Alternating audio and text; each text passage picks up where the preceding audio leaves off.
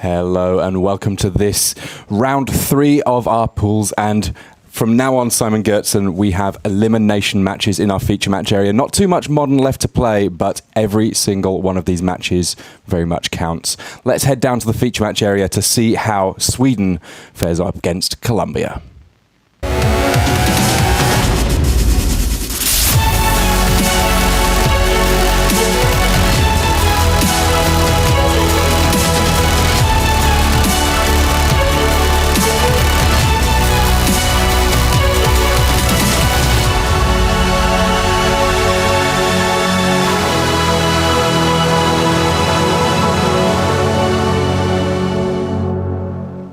Hello and welcome to this round 3 of our stage 1 here at the World Magic Cup in Rotterdam, the Netherlands. We can see our players just sitting down, getting ready. There is Freddy Castro of Colombia. He's got himself Bushwhacker Zoo here at this tournament, and up against Alex Wahlqvist of Sweden alongside Daniel Larsson, the team coach there from Sweden.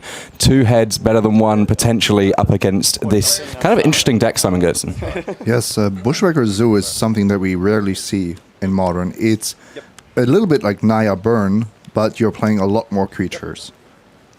Yeah, this time round, rather than trying to find the spells to deal damage, your creature's doing it. Starting off on Experiment 1, not too much damage on the board just yet, but pretty much every creature in the deck is going to be making it bigger, and it can get pretty large. 4 Burning Tree Emissaries really make this deck super explosive on turn 2. But if you want to talk explosive, it's hard to say that there's a deck much more explosive than what's on the other side of the table. Alex Wahlqvist's Dredge deck can just go absolutely crazy, and by the looks of things, with an instant neonate to begin things, he could be off to the races. Yeah, not the perfect hand for Dredge, because there are no cheap card draw spells. No Faithless Looting, no Cathartic Reunion. So a fetch land to kick things off. How much does the damage from fetch lands and shock lands hurt against a deck like Bushwhacker Zoo? Oh, it's absolutely hugely relevant, but you're actually happy that there's less burn spells in the Bushwhacker Zoo deck. Ultimately, it's going to depend if the Dredge deck can flood the board with blockers and priced amalgams. So we see Conflagrate getting cast for 0 there just to get it into the graveyard. Conflagrate could be a big spell to deal with the creatures that Freddy Castro is going to be deploying, but it'll be interesting to see how much Alex Wahlqvist really sniffs out what's going on the other side, because Bushwhacker Zoo, definitely an unusual deck for this format. Everything in foil coming from Freddy Castro, another Experiment 1, and then a Curd Ape. There is a Forest in play, so it's a 2-3, and both those Experiment 1s also growing as a result of the Ape coming into play. And that's the amount of pressure that you have to deal with when you're facing off against Bushwhacker Zoo. And that's not all of it, because the Bushwhackers are just waiting. Of course, originally the only Bushwhackers around were Reckless Bushwhacker. We now have a couple of different options. Reckless Bushwhacker, though, with Surge, it can potentially represent tons of extra damage coming along. Yeah, much easier to cast as well, because Goblin Bushwhacker costs double red to kick. So a big Conflagrate there to clear out most of what Freddy Castro has going on. That's going to make life a little bit safer for Alex, but already on 13 life, and he will be facing more damage soon enough. It looks like there's 3 Bushwhackers and a Tarmogoyf in hand for Freddy Castro. Key Conflagrate, though, there. Valkyrie is just trading his hand for most of Castro's board, actually. So Tarmogoyf, always comparatively large against Dredge. But this time not so much. Only lands and creatures in the graveyard. Yeah, that die there, just away from Tarmogoyf, signifying how many card types in the graveyard. It helps make life easier for both the players and us viewing the game. And now things get going for the Dredge deck. Golgari Drave Troll coming back. Narcomoeba off the top. That will come straight into play. Yeah, Valkyries would really like a 3rd land to trigger those Bloodcasts and to potentially flashback Faithless Looting. Has to settle for Dakmor Salvage, coming into play tapped.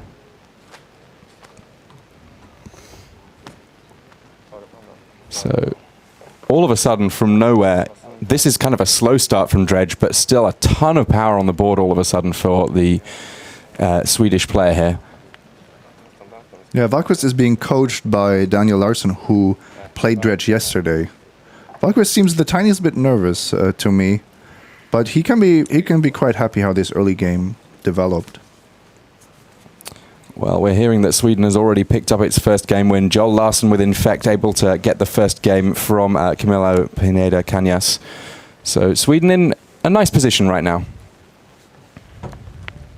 Prized Amalgam's coming into play there at the end of turn. Coming into play tapped, so they're not going to be on blocks just yet. And indeed, neither will those Bloodghasts. But on 10 life, Freddy Castro finally finds the third land. Can he present enough damage here? A hand of 3 Reckless Bushwhackers is the opposite of what you want. You want your cheap run drops and then the Reckless Bushwhacker to really come in for a lot of damage. And this might be the last turn where you can actually get through Dredge's defenses. Yeah, we don't often think of Dredge as being a defensive deck, but those creatures, once they're in play, they can block if you absolutely need them to. A slightly forlorn-looking Reckless Bushwhacker having to be cast for 3 there. It's a deck that can afford to be defensive in the sense that it is actually able to keep going and keep producing a steady stream of creatures. Trading off creatures in an aggro matchup is a very good way, very reasonable way to play. So Freddy Castro making the most of his opportunity to get a big hit in here.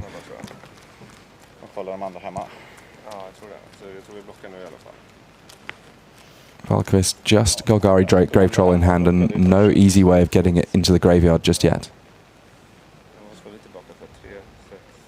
He's looking at a rather weak turn coming up, so he needs to really decide how he wants to play this. Does he want to prevent as much damage as possible? Does he want to trade his Narcomoeba for the Goblin Bushwhacker? Now we can see that Alex Valquist is conferring with a teammate on all of these decisions. How much does it change the way that you play when you're effectively having a conversation about what's... Does it actually make it that much easier? No, I don't think it makes it easier. I think it, in a sense, it makes it harder because your train of thought is being disrupted to an extent. But that doesn't mean that you play worse because you're still 2 people making all these decisions. So Scourge Devils there going to the graveyard. That just a one-of in the Dredge deck and not an inclusion in every single list. Getting unearthed and immediately getting stuck in. Oh, and the speed with which this happened probably means it's lethal. We've got ourselves a reader here. There you see it. When it comes into play, creatures you control get +1/+0 until end of turn and unearth 3. That a big change in the overall amount of damage being represented on this board. Yeah, Alex is attacking for 18 points of damage there, with Freddy on 17. Yeah, we said that there's the potential for the Dredge deck to be aggressive. Admittedly, it took a little bit of time for it to piece together everything it needed, but from 0 to hero, all in one turn there for the Dredge deck. That the end of our game 1. We can see that the other game's going on, and we will be back right after these messages. Up your game with Ultra Pro Magic the Gathering accessories. Find the best Magic art on card sleeves, deck boxes, playmats, and more. Visit ultrapro.com to learn more and find a retailer near you. Got an over-the-top Standard deck that's ready to bust the format wide open? Sleeve up and throw down at Standard Showdown tournaments for a chance to win sweet prizes. 4 weeks only every Saturday from November 26th through December 17th. Lock in your game at magic.wizards.com/Standard Showdown.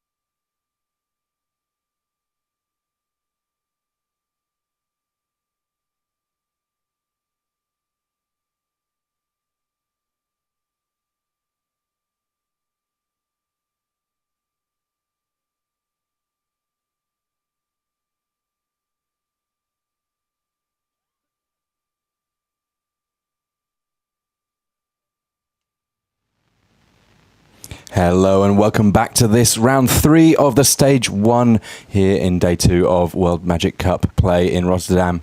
Here we have our next match to show you. Camilo Pineda Cañas is up against this man, Joel Larsen, the first person to score a game win here in this elimination match between Sweden and Colombia. A very, very aggressive deck, potentially with some explosive starts, is the Infect deck of Joel Larsen. For Cañas with Bant Eldrazi, what are the key tools to fight back? Yeah, this is not an easy matchup for Bant Eldrazi because the amount of interaction is really limited. Path to Exile is the main deck card of choice to deal with Infect creatures, especially once they have been pumped. And you often see Engineered Explosives and or Dismembers arrive after sideboarding. There is another way to win, which is kind of a lock with Eldrazi Displacer, where you just leave your mana open long enough to win before Infect can combo kill you, but it's really difficult. Well, a turn 1 Birds of Paradise from Cañas may help there. At least it means that he's going to get online faster, but Gitaxian Probe means that there will be no surprises for Joel Larsen. He sees 2 Eldrazi Temple, that important Eldrazi Displacer, and an Engineered Explosives. Not a terrible hand for the Eldrazi.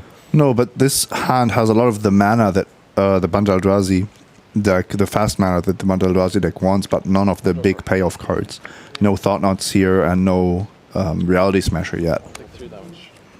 Well, we'll see how much Joel Larsen is able to put together here. He's already drawn a card with his Gitaxian Probe, fetches up a land, and there is that turn 1 Infector, or he could go with Noble Hierarch to develop his mana a little. He could even go with Twisted Image. It's not out of the question to just play this slow, because Cañas doesn't have a white source in play. Go ahead.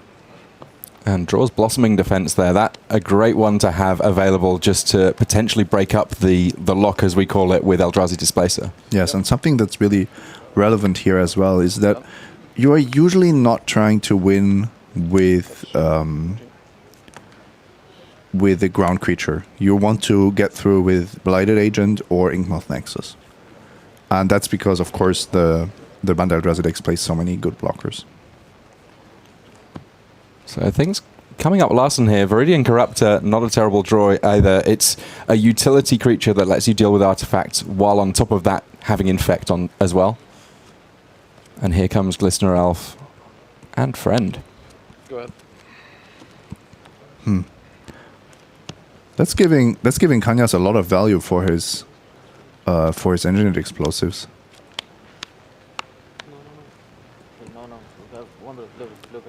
Cañas realizing that, yes, if he wants to put a counter on it, he's going to need to tap for colored mana. Okay. I'm going to say where I call the judge, and you can say whatever you want. And it looks like Joel is just wants to make sure that he understands correctly what mana has been paid for it. I'm just going to finish. You do you. The issue here, I think, is in the way that the teammate interacted with this sequence. No. I want to add a bit. That's what happened. Okay. So can you tell me your side of what? Yeah, with Sunburst, you do need to pay colored mana to get any Sunburst counters on there. Okay, so you were. In the meantime, as this ruling is coming through, we have just heard that Lantern Control has picked up game 1 against Affinity for Per Nystrom over on our front table. That seems like kind of an interesting matchup. I mean, Affinity, if it can get the damage in before an Ensnaring Bridge comes down, can win all sorts of different games. But once the bridge is down, there's not too much that Affinity can be doing in game 1. There are still Ornithopters and Signal Pests. Ooh. And Instant Speed Eclipse by Cranial Plating, the Sacrifice ability on Outbound Ravager. There's actually a lot of tools you have at your disposal, even through an Ensnaring Bridge. It's an interesting one. It looks like Salita was not able to put that together in game 1, but we will almost certainly get a chance to see some Lantern Control. In my experience, that tends to be the one that, if we go to a third match, it'll still be going. So, Judge David Lyford-Smith there just going through his ruling on exactly how this is going to work with Engineered Explosives. We'll find out soon enough exactly what his ruling is here. Also, of course, very relevant what the players announced at that point in time. Yeah, there's lots of very specific elements about if you say engineered explosives for one, that may work out differently than if you simply tap a land and put your engineered explosives into play. 0 colours with the mana from the Eldrazi temple. That's what I saw in the match. And that's, okay, this is my ruling. Would you like to appeal to the head judge? Okay, please hold tight. We will make sure you get some additional time. And we're going Okay, it looks like this is going to get appealed to the head judge. ready, so please hold. Yeah, I mean, engineered explosives, it has a casting cost of X. You can spend as much time as you like, as much mana as you like on that X. It's just that the mana that you spend that's colorless isn't really worth a whole lot. Sometimes it works out that you see people playing engineered explosives, paying lots of mana to get around, for example, a Chalice of the Void. We're hearing that currently the ruling is that it did get cast with colorless mana, and as such, Sweden would be able to just watch it come into play with no counters. Now, this has been appealed. It's obviously a very important turning point in the game. While that's just being appealed, we're going to do a bit of a look-in on one of our other games that's going on. We're going to get a chance to see a little bit more of Freddy Castro and Alex Valkvist. So that's Bushwhacker Zoo for Colombia and Dredge on the other side of things for our Swedish team. Now, Sweden in a fantastic position in this elimination match. They've already picked up game ones across all 3 of their matches, and that takes a little bit of pressure off. It's always nice in team play to be able to look in and hope that your opponent, your teammates can bail you out if you're having a tough time. Yeah, Valkvist is now looking at a 4-card hand, so he needs to get something going here. And on the play with a full 7, there's certainly a lot of damage that can come across from the other side of the table. Let's see what Freddy Castro has to begin with. It's a Wild Cattle this time. Just a 1-1 for now, but with almost any land, that will change pretty quickly. Now, in terms of the Dredge deck, it's one that I've seen mulliganing quite a bit. How well would you say that this deck mulligans? Very well, because even if you go down to 5 or 4, ultimately the cards in your hand are not the most important resource. Faithless Looting, pretty ideal. I mean, not great to have a Narcomoeba in hand, but it gets discarded as well as anything else. Valkvist really needs to find a second mana source. That makes a huge difference in how his hand will play out. Well, it looks like there's a prized amalgam and a dredger to discard, and he did find that second mana source, so 4-card hand, no problem. 4-card hand with an Narcomoeba, which is basically a dead draw. So if he now starts dredging the Grave Troll and at the same time developing his mana with Life from the Loam, I think he's in a reasonable shape. Giving him the tools to actually flashback Faithless Looting on turn 3. Now, Freddy Castro looking through Valkvist's graveyard there.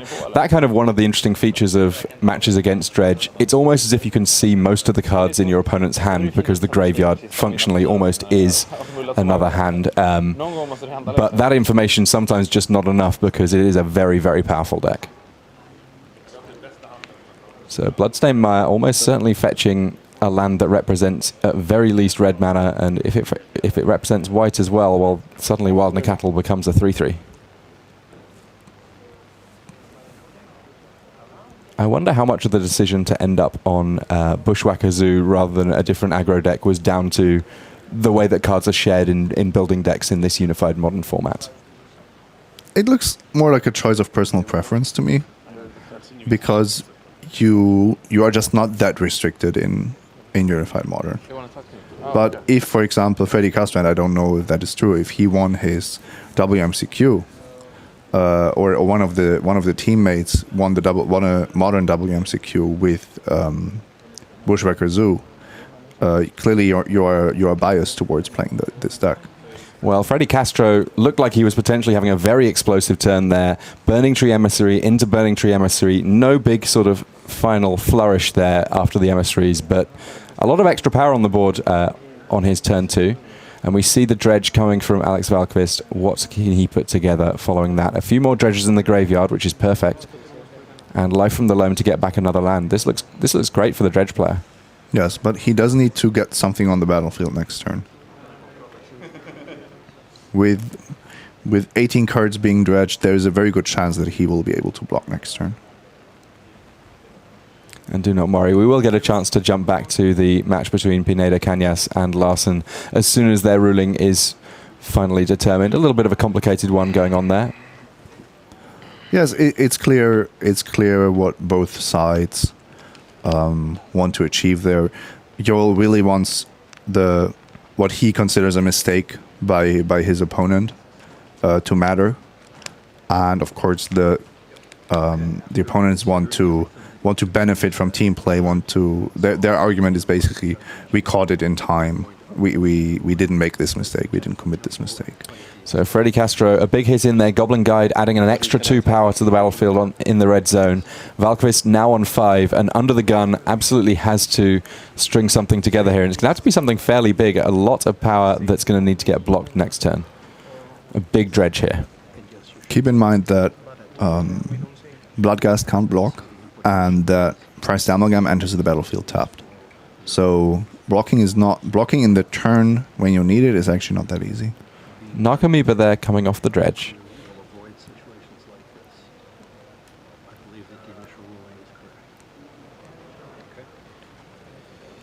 Okay, so this process took us about 8 minutes. So we will have a total of 11. Oh, conflagrate. Continue play from this position. A big conflagrate here. I mean, I guess this is one of the areas where being on a mulligan is a little bit more painful. It's harder to get cards back in hand. This match looks like it's kind of finishing up, at least in this game. We will keep you with updates on that. But it looks like we're going to get a chance to jump back to our main match following this look-in. So Pineda Cañas up against Joel Larsen. Final ruling has been applied. Let's see how many cancels on that engineered explosives. It looks like it's 0. Yeah, and that's because it does count the number of colors spent to cast it. If you cast it with a colorless mana, it just doesn't have any. And Become Immense and Blossoming Defense plus a Exalted Trigger means that Glistener Elf, after all of the time waiting for the ruling, able to just swing in and get all of the damage in. Joel Larsen, team captain for Sweden, picks up the win there. So they just need one more game win in either of their 2 remaining matches in order to take this and stay in the thick of it here in Stage 1 at the World Magic Cup Day 2. So considering that we've already seen a little bit of our match between Dredge and Bushwhacker Zoo, we're going to jump back to that one. As one can imagine, not a huge amount has changed in that last little fleeting moment that we jumped away. Prized Amalgam now in play, and Conflagrate we did see clear up board just a little bit, but not too much damage left to deal for Freddy Castro here if he wants to square things up against Alex Valkyst. Nej, jag tror inte han gjorde det på sig. 550. 55. Yes. Colombia now in the tricky spot of having to win every single game left in the feature match area if they're going to escape and get to play another round here at the World Magic Cup.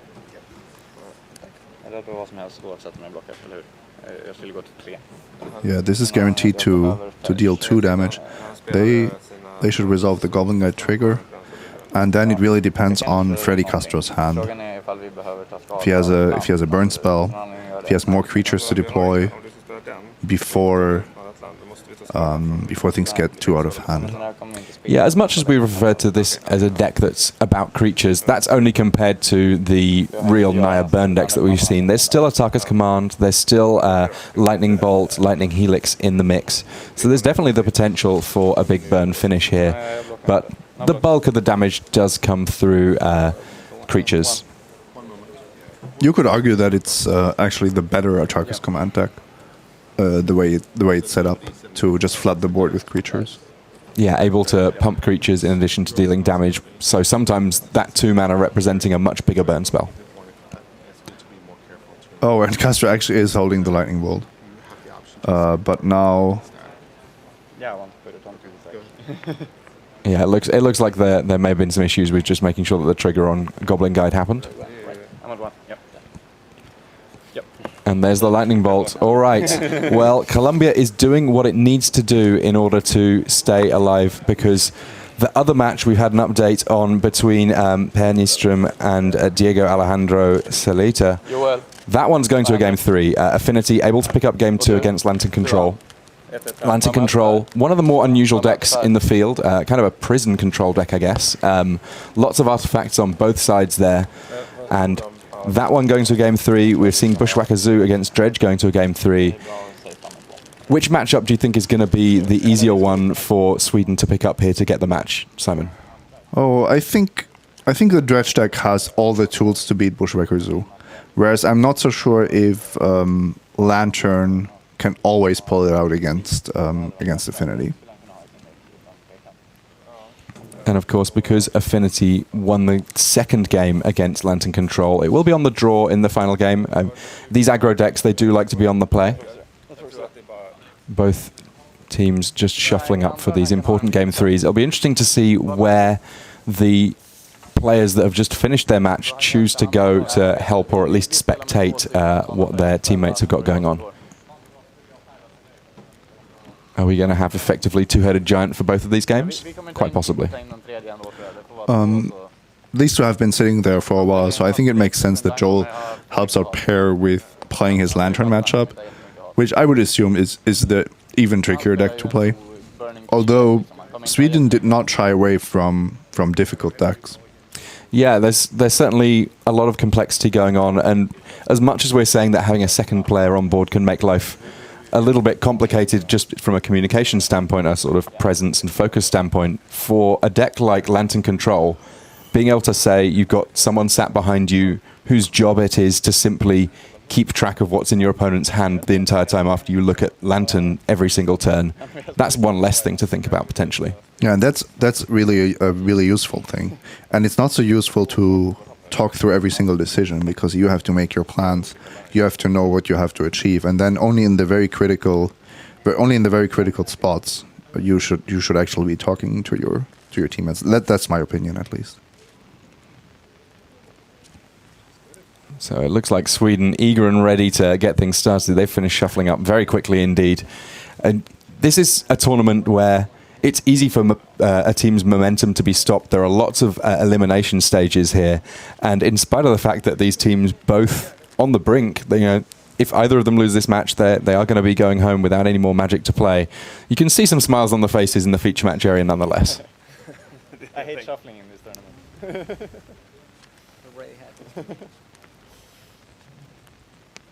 So there is Freddie Castro. He's got Jonathan Restrepo by his side, giving him some coaching there as the shuffling just completes. The other match is also shuffling right now. Sweden will be on the play in both of these game 3s. Indeed they will. So that puts them at an even higher advantage, I would say. Even larger advantage. All right, big pressure on these opening hands. And the Nature's Claim that was sideboarded in game 2, still in game 3, 2 Narcomoebas in hand for Sweden. That a virtual mulligan just on its own before you look at the other 5.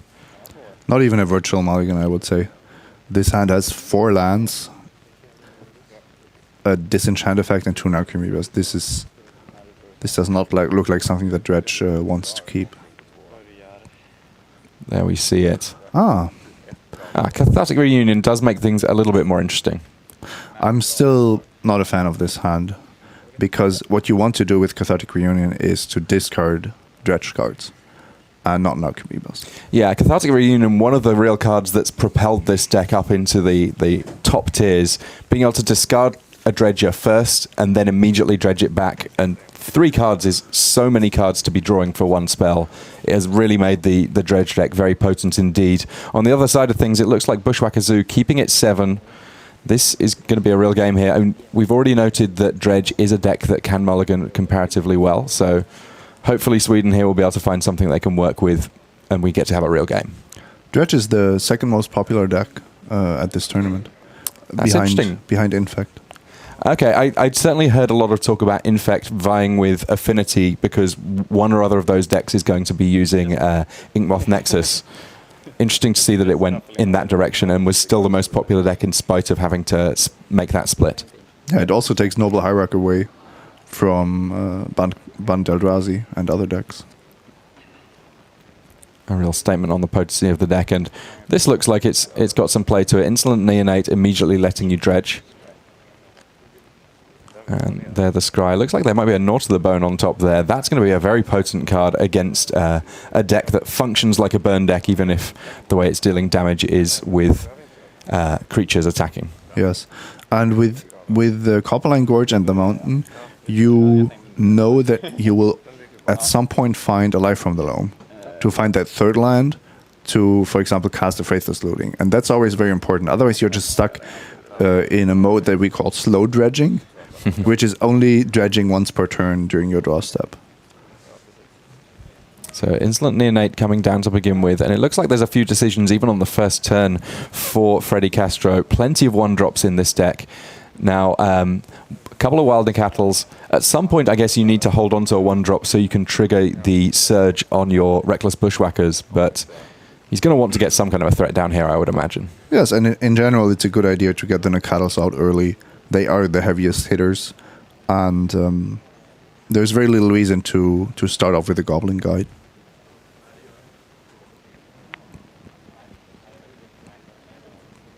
Now, if you're Alex Valkovist here, are you always looking to be using that Insolent Neonate on the first turn to start dredging? Is there any value in holding it back to block with? I would not hold it back to block with, especially knowing what's on top of your deck. Gnaw to the Bone is a card that you actively want in your graveyard. So just losing that one turn of dredging, I think, is a much bigger problem than maybe the 3 life you would prevent. Well, Freddy Castro doing a good job of dealing damage to himself here. Fetch land into an untapped dual Pain land. Yeah, Arid Mesa into Temple Garden. So Wilder Cattle already a 2-2. Your second main. And by the time it gets to attack, it will be a 3-3. But before that happens, we see Insolent Neonate first up allowing Golgari Grave Troll to be discarded and then immediately dredge back. Let's see what we got. We knew about Gnaw to the Bone. 2 Narcomoebas, though. This is how you want to see them. You never want to be drawing them. You always want to be dredging them into your graveyard. Doesn't look like we have any prized amalgams to be triggered and put back into play here, but 2 free 1/1s, plus you start getting your dredge engine going. Not the worst. But you didn't really. You didn't find another dredge card. So that was actually not what Team Sweden was looking for. Yeah, they have to natural draw on their turn. Och nu då? Vi slår, eller hur? Jag kommer inte kämpa. It is a bit fragile, this dredge deck. Yeah, it was interesting watching the Slovakia match at the start of the day. We had a tale of 2 stories of dredge that while Valentin Mackel was able to have almost the perfect start in his game 1, at the same time Matej Zadelkai just mulliganed into oblivion and didn't get anything going. It's a deck that for some people has been going big, whereas other people are just going home. Ja, jag tror att han har en vita nu tyvärr. Men vi får se.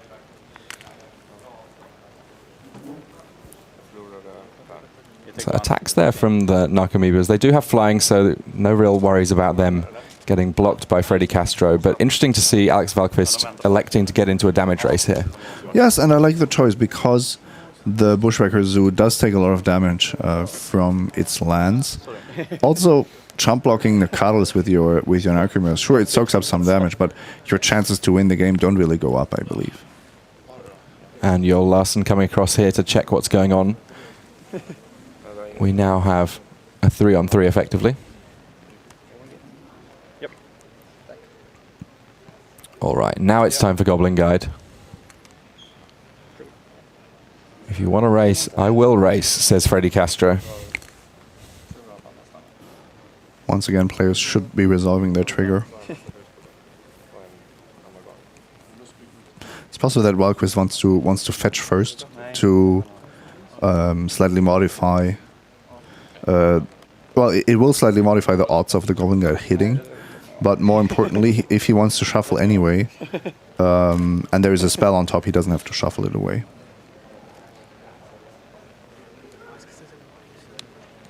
So along comes a Blood Crypt. Alex Valquist, his mana issues are sorted. Most of the other issues his deck's facing still very much needing to be dealt with, though. And I don't think their deck is built to actually cast priced amalgams. No, typically blue mana is a bit of a bridge too far for many of the dredge decks. Some of them do have mana confluence or similar, but that's one of the areas where I guess Unified Modern potentially putting a little bit of a squeeze on, some little concessions having to be made. Bloodghast getting revealed off that Goblin Guide, damage coming through, and another Wild Nicatl. So 8 points of power on the board for Freddy Castro, and the life total's 14 apiece. Yeah, no Dredger available. A Bloodghast is a dead draw. An Abysmal hand. I don't think Valquist will survive for long here. So a flashback Faithless Looting. Valquist feeling the pain every time he has to draw off the top of his deck rather than being able to dredge here. The main issue is you need to draw very specific cards. He really wanted to see, for example, a Cathartic Reunion there, and just wasn't able to get it. And he knows that dredging a Gravefall next turn will not be enough. That's just not enough to win you the game. He would love to just discard his whole hand to a Conflagrate once again, because most of his cards will be better off in the graveyard anyway. Now, an attacker's command here would represent 14 points of damage with those creatures in play already. The Narcomoeba is having to stay back to block at this point. Absolutely, yes. Also because of the threat of Reckless Bushwhacker. Well, Reckless Bushwhacker is in hand for Castro here, and a Lightning Bolt to play before it for Surge, and there are enough lands available for him to make that line of play.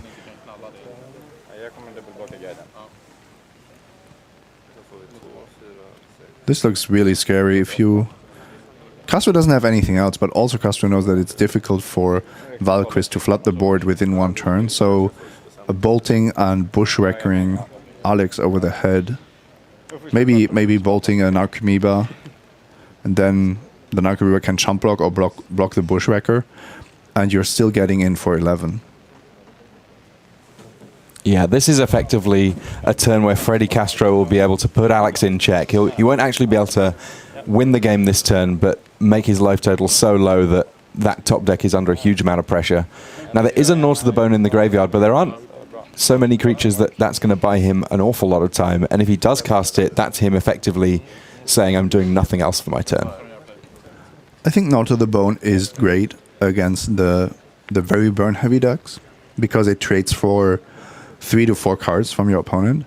Against this creature-heavy deck, they are still threatening 8 points of damage. So if you are flashing back Gnaw to the Bone to gain 8, and you're losing 8 on the next turn, you haven't really gained anything. Now, of course, dredging a Grave Troll such that your Gnaw to the Bone represents more life might prove worthwhile, but it's a dicey proposition. Oh, the creatures, yeah. Valquist just checking out exactly how Reckless Bushwhacker works. Bushwhacker itself is a 2/1, but all the other creatures have gotten an extra point of power.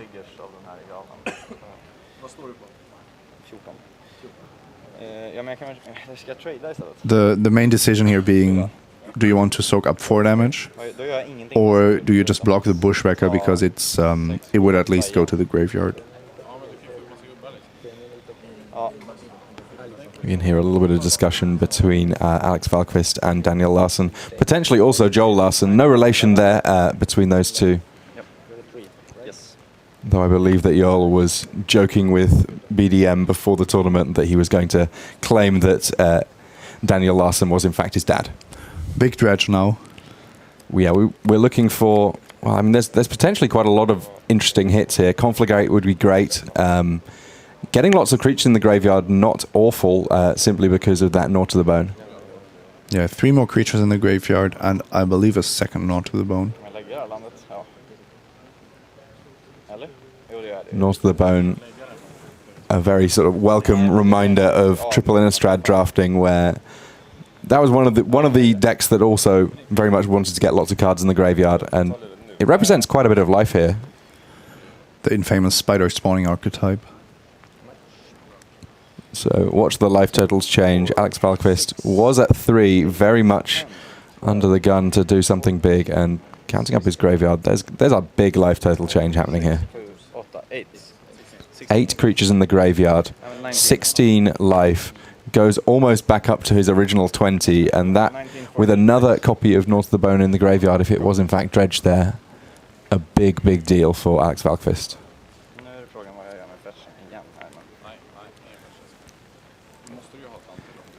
Now, Freddy Castro is going to be able to knock that life total down comparatively fast. He has still got those creatures on the board, but we know that there's not too much going on in his hand here, so he's going to have to hope that that's going to be good enough. That's the main issue. If you flood out now, then it becomes really, really difficult. Oh, Artark's command to draw, so not being used because it will prevent any further life gain. Yeah, and Artark's command in response to North of the Bone is pretty fantastic. Counter your life gain spell, also I'll deal you 3. It might actually decide the game. That might have been the top deck that makes it impossible for the dredge deck to win. There we can see it. Lots of modes on Artark's command. Giving creatures +1/+1 until end of turn is frequently relevant, I would imagine, in this deck. Putting a land onto the battlefield, maybe not so much, but dealing 3 damage and preventing life gain in this matchup, fantastic. Faithless Looting, putting a lot more cards into Alex Valkvist's graveyard here, as now there are the dredge targets.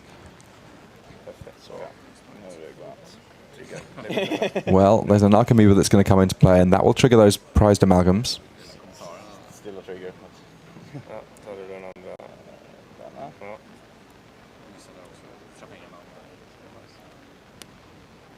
And now Stinkweed Gimp allowing another dredge.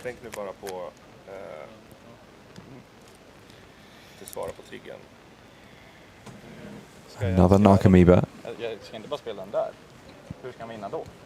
Now, a Conflagrate in the graveyard is also kind of interesting here. If Alex Valkvist is looking to protect his life total, then killing off a few creatures has to be great here.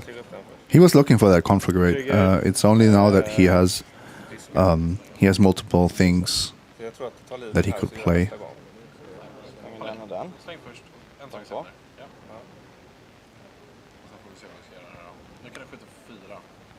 I'm interested in the Nature's claims that it appears that Valkvist has going on after sideboarding here. What do you think that those are aimed at? I think it's the fear of something like Leyline of the Void. Freddy Castro has Tormod Script, where it's not terrible against, but also not great. So that's just some sideboarding to answer your opponent, the expected answers from your opponent. A little bit of insurance. We see there as he's looking through, it looks like there's some interesting ones in the sideboard that have been brought in for this matchup.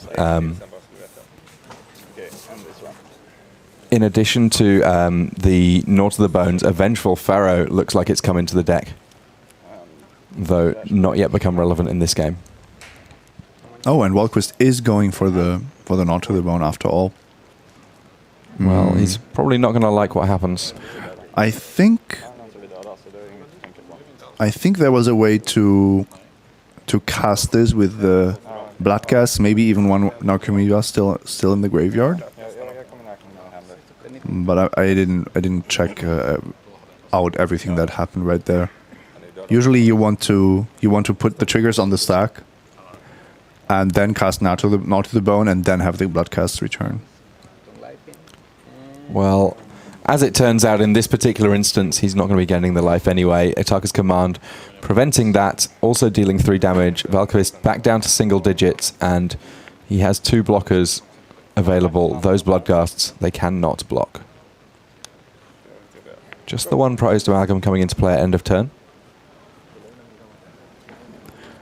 So, if we remember game 1, that was actually decided by Scorch Devils. So that's again a card that could suddenly deal lethal to Castro, who currently doesn't really have to fear a swing back. I mean, there is also a Conflagrate in the graveyard and a lot of cards in Valkvist's hand here. This is not as still correct, right? Yes. over as it perhaps appeared We had different mere moments ago. No, and the problem is that the two Narcomoebas are effectively preventing 6 points of damage, so Alex will only take 2, which is very unlikely to be a lethal attack because of it. It's actually interesting how many creatures you block, depending on what your own game-winning plan would look like. I mean, I suppose that for Valkyst here, he kind of just has to hope that burn is not something that he has to worry about, because if there are more burn spells from Freddy Castro, it's really not going to take very many of them to end this game, regardless of what his choices are. No, the big difference is if you only block one Nakado, then you are dead to basically any spell. If you block both, you are still in it, but you will most likely need 2 turns to finish off your opponent. But that might not entirely be true because of the conflagrate, because of Scourge Devil suddenly appearing thanks to Dredge. There are a lot of things to consider here. Yeah, Valkyst, plenty of cards in hand that he does not mind discarding to that conflagrate either. Time to do something. A tough set of decisions for Freddy Castro. He doesn't have much going on. He's just going to have to hope that what he's got is good enough.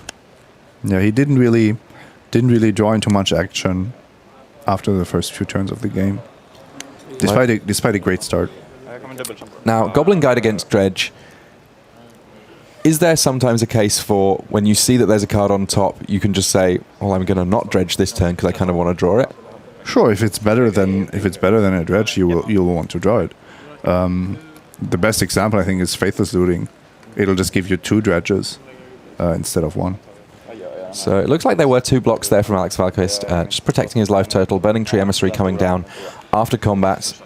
2 mana added to the pool, but nothing to spend it on. And more dredges for Alex Valkyst. He's untapping, just making sure that he gets everything sequenced properly, having a little conversation with his team. Kicking things off with a Grave Troll Dredge. One of the few times that accidentally flipping over the top card of your deck, not too big a worry. They're all going to the graveyard anyway. Looks like we've got another Conflagrate plus some more creatures going into the graveyard there. And a Life from the Loam. And 5 cards in hand for Valkyst.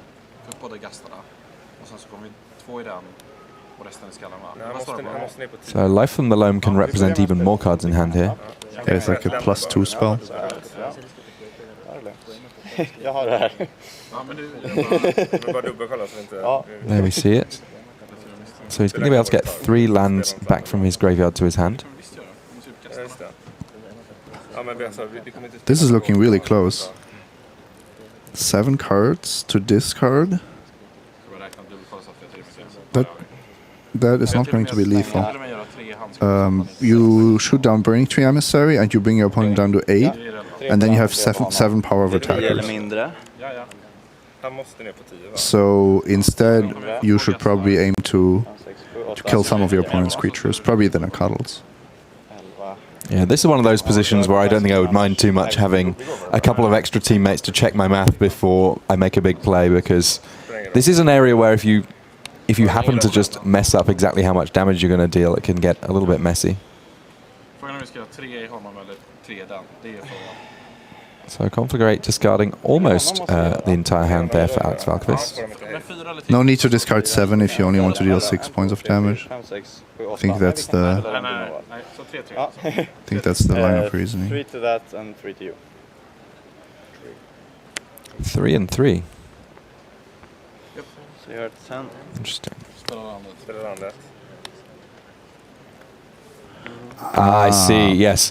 keeps the land in order to be able to bring back 2 copies of Bloodgast. Freddy Castro gets down to 10 life. That enough to mean the Bloodgasts do have haste, and that enough to mean that Sweden able to pick up that game. And you can see big smiles and handshakes, because that game, that match, that means that Sweden are through. And unfortunately for Colombia, that the end of their World Magic Cup, the last match not needing to be played out. Lantern Control ultimately not needing to control the final game. And well, congratulations to Sweden. They've picked some very complicated decks to play with at this World Magic Cup. That puzzle finish at the end was really nice. Let's discard these cards, but keep 1 to get that back. And your opponent is exactly on 10, so the Bloodgasts have haste, and it's exactly 10 damage. Or yeah, it's 11 damage. So really nice. Yeah, and I would say that sort of Dredge is one of those decks that when you first pick it up, it's obviously very powerful. Sometimes you will get a lot of creatures in play, but it gets so much better when you've had that extra practice and you can just see all of these lines, because there are a lot of lines of play when you have that many cards to work with between your hand and your graveyard. But that is the end of our round. We've got one more round left in our stage 1. Let's head back to the news desk and find out how things have been going out on the floor.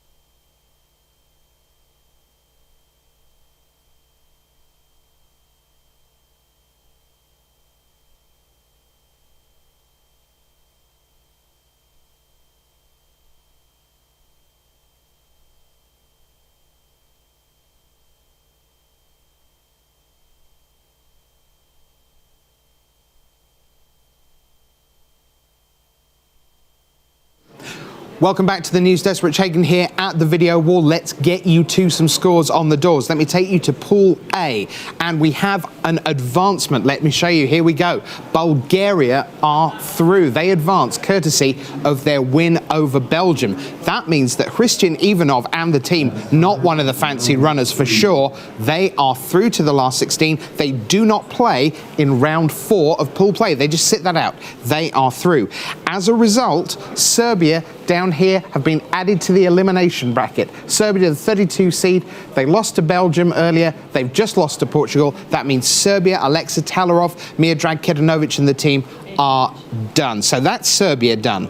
But that sets up an elimination and an advancement match. The last two, Belgium against Portugal, will be next round. The winner goes into the top 16. The loser goes home. World Championship finalists Marcio Carvalho and the Portuguese up against the Belgian team who've been setting the pace all weekend. Peter and Pascal Viren, Jerome Baston and Branko Nerink. That's the matchup next round in Pool A. Great magic all over the place. Still out in the field. Matches going on. Brian David Marshall, what's going on?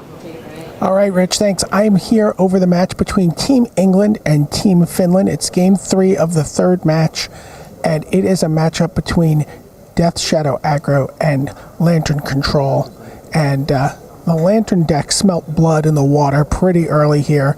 The English team was constrained on their mana, and the Lantern player has just kept them. I mean, we're very far into the game, and there's just 3 lands in play for the English team.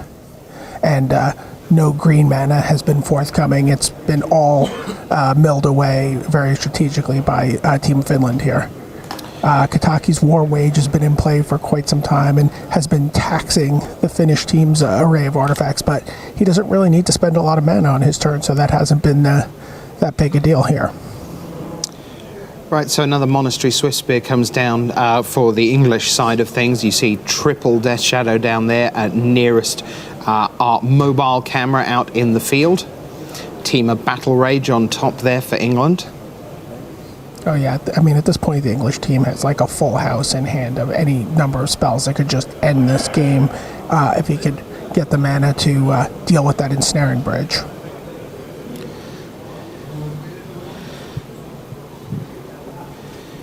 So just to set the stage, BDM, the winner here is through to the top 16 because both of these teams won their last round of pool play. The loser will go into an elimination and advanced matchup against the result from Wales, Lithuania, who are also, by my count, still going. And here you see the deck getting milled away here.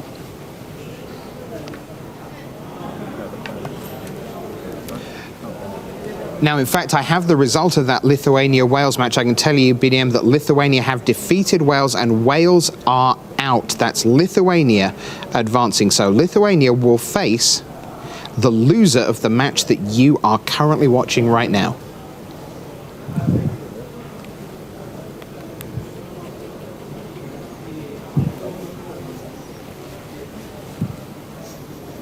And here we go.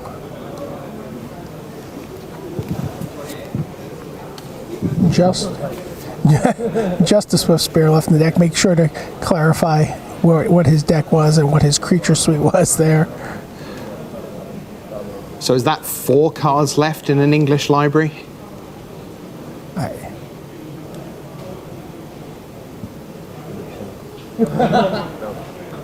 There it is. No cards left in an English library. Okay. And that is the hand. Team Finland wins the match, advances in pool play. They'll be going on to the next round. If you want, we have another match going on the floor. We can head over there to Belarus and Panama, which are also in game 3. Yep, that sounds great, BDM. That's going to be the last match of the round that you're looking at. It is the last match on the floor. I can tell you that the matchup is Bant Eldrazi versus Blue Moon. There is a Blood Moon in play.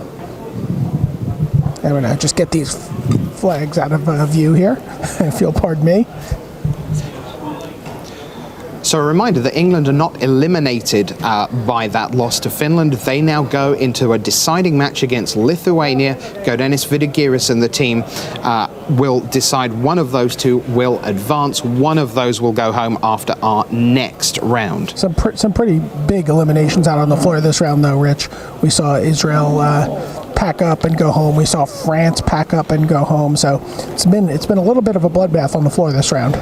Yeah, what that means, BDM, is that only one of the previous 4 winners of this tournament are still alive. That is Team Italy. They are through to the last 16. Denmark made it to the top 48.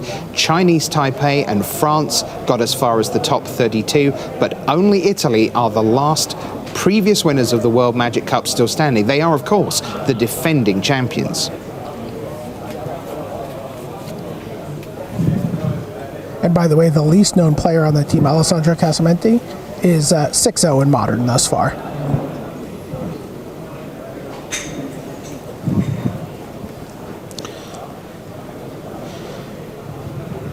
See, Team Belarus with the Bant Eldrazi deck. Not a lot of mana to work with. All those lands in play for them are mountains, thanks to Blood Moon. Congratulations to Team Ukraine, by the way, BDM. They are through 2-0 in pool play. Sergei Shushalsky with his 3 Grand Prix top 8s captaining the team. They defeated Spain, so Spain go into the advance and elimination bracket. They will face Austria. Austria will face Spain to see who goes into the top 16 after lunch this afternoon.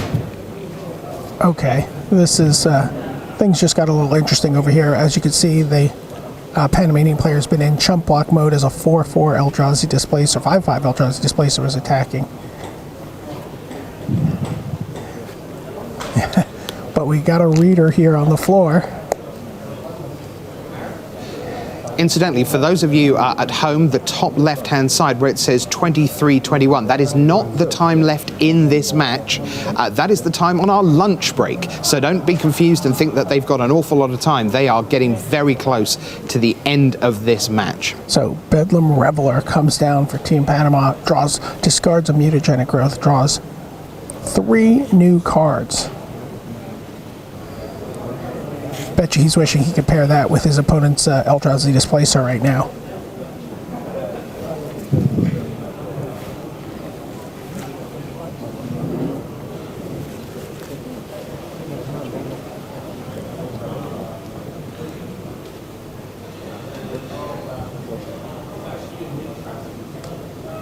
So Noble Hierarch jumps in the way of a Kiln Fiend.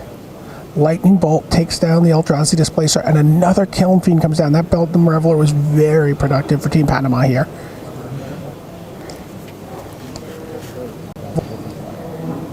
So a reminder, BDM, that we cannot have a draw here. So for those of you watching at home thinking, is this going to end up with a draw? It cannot. It goes on match score, then it is game score, which again will be tied, and then it goes to life totals. Whoever wow, has and the there higher you see life exactly total. what happened. That was the end of turns, and the Bant Eldrazi player was at 6, and the Panamanian player was at 1, and then the match goes to Belarus on life totals, Rich. Sending it back to you guys at the news desk. Wow, that was epic stuff. No draws. You have to have a tie-break decider, and in the end it was on life totals in that one. Now, no one got eliminated in that match because they were both at 1-0, so that means 1 through, 1 goes into the last bracket. We're going to see 8 matches after lunch to determine the, if you like, numbers 9 through 16 into our top 8. But behind me, you've got Pool B, as you can see there.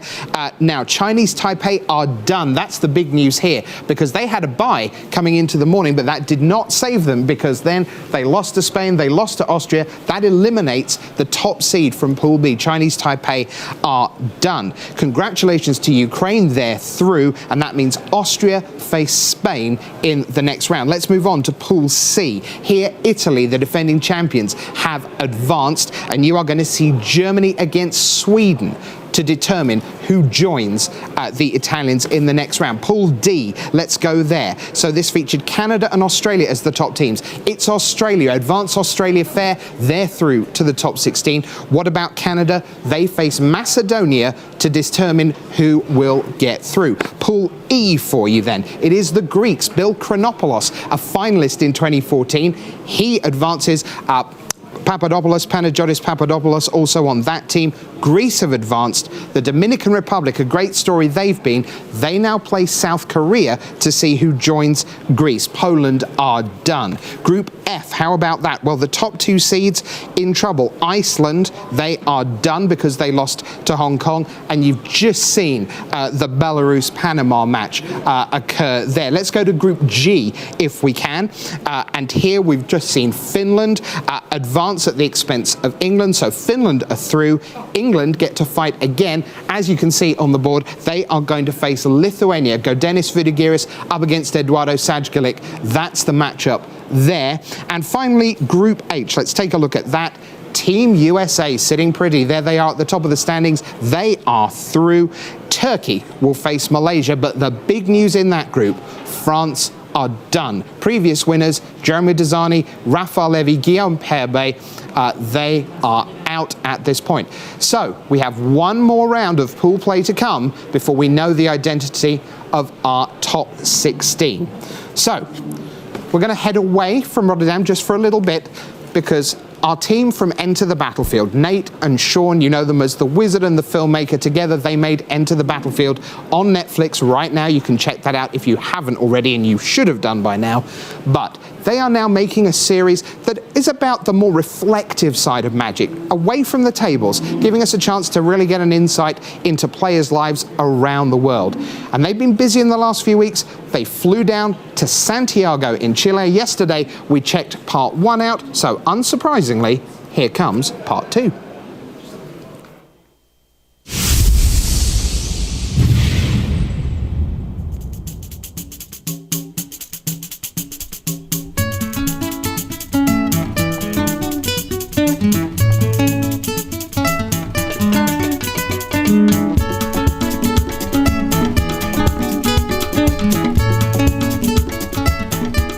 While the Magic community in Latin America is growing quickly, opportunities to play in events are still rare compared to elsewhere in the world.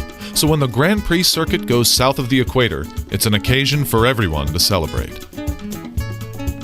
In Latin America, we don't have as many tournaments as, for example, the US, Europe, or Japan. So when we have tournaments, when we have PPTQs, a Grand Prix, or I don't know, even, a game day or a Friday Night Magic, we take it seriously. We want to win, we want to practice. Of course we have fun. Yeah, we all have fun, but at the end of the day, we want to win because we want to take every chance that we get to play Magic and do well and learn. Y estamos absolutamente emocionados por esperar a que parta el Grand Prix. Yo quiero que ya sea mañana ir a jugar y de hecho ya es como que todo lo que hiciste durante el año se concentra en este fin de semana. Así que esa es la sensación que te dan todos los Grand Prix en general. Es la sensación de que es el fin de semana del Magic, el fin de semana donde te vas a encontrar todo lo mejor del mundo del Magic en esos 3 días. About Grand Prix in South America, they're the biggest party of Magic in the year, and people, like for example in the case of Chile, people travel a lot, and people from Brazil, Argentina, and Uruguay, Peru, Bolivia, they make a lot of expenses just to be here, and it's a pleasure being able to deliver the Grand Prix experience to them because it's something that brings us all together, people from different countries. I don't know if GPs in other places unite as many international players as South American GPs.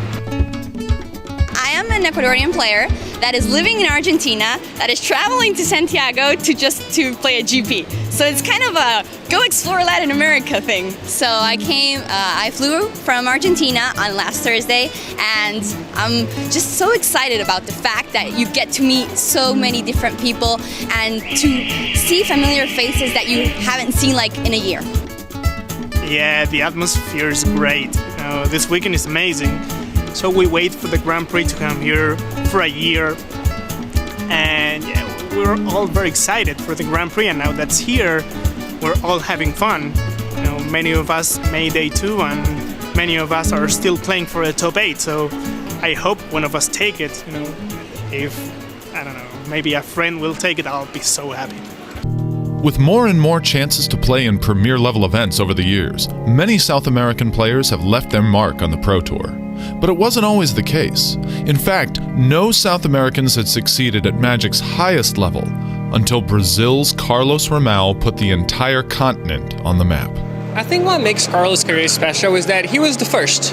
He was the first player from South America to break to the big stage when he won Worlds in 2002. And it was really a point in time where no one thought it was possible. I mean, you know, obviously it was possible, but it was so hard. No one would ever imagine that a Brazilian player was going to win Worlds. And then he went and he won. So it was so different from everything that we had seen before. Before, I think, even Latin America, we saw ourselves as some sort of, you know, third world country when it came to Magic the Gathering. And Carlos showed us that we could compete in the big leagues. And it's definitely a big inspiration. I think for a long time, I was like some sort of beacon of hope for all the Latin America players.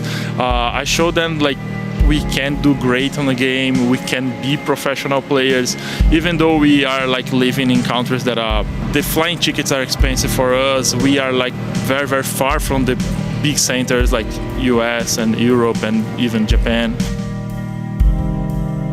I remember meeting people from Latin America at the Pro Tours, and they like gave me gifts. I received like a lot of gifts from people from, I don't know, Dominican Republic, from Colombia, from a lot of places, Venezuela, and then they always telling me, okay, I start playing Magic after you won the World Championship, and now I'm here playing the Pro Tour, and it's all because of you. So I was very happy every time someone told me that I could like open the doors for him and like make him realize one of his dreams. After amassing a splendid resume, Carlos stopped playing pro Magic.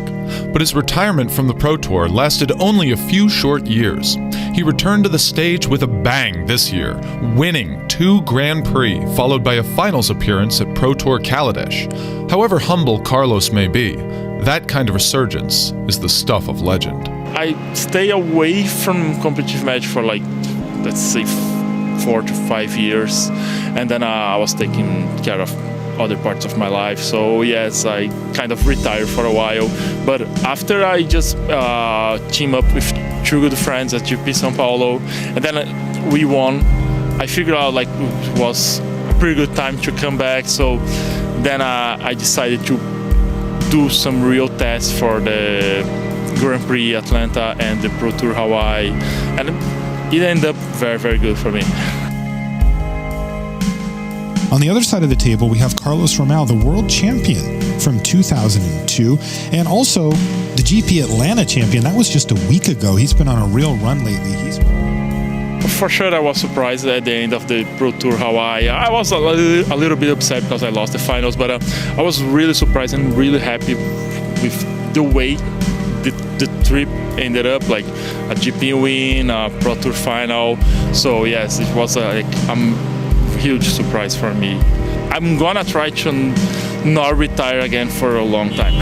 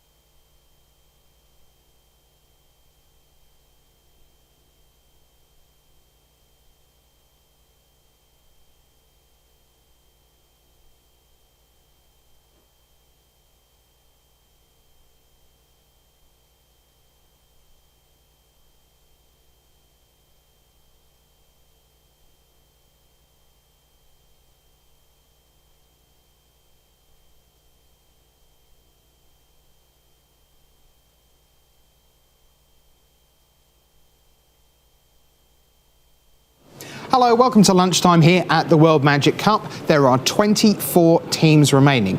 8 of them are having a hearty lunch roundabout now, knowing that they don't have to play in the next round. They've won their groups and they will be back this afternoon in pools for the top 16. Numbers 9 through 24, well, they're sweating because they have to play a single match. 8 winners advance to join seeds 1 through 8 in the top 16. 8 losers are done. That's what's coming up about 10 minutes from now here at the World Magic Cup. How are we going to determine those winners? Well, it's Team Unified Modern. And we've looked at Modern over the last day and a half or so, but now it's time to really get into the numbers. Does that mean Frank Karsten? No, we had to settle for a different Hall of Famer. Here comes Luis Scott Vargas.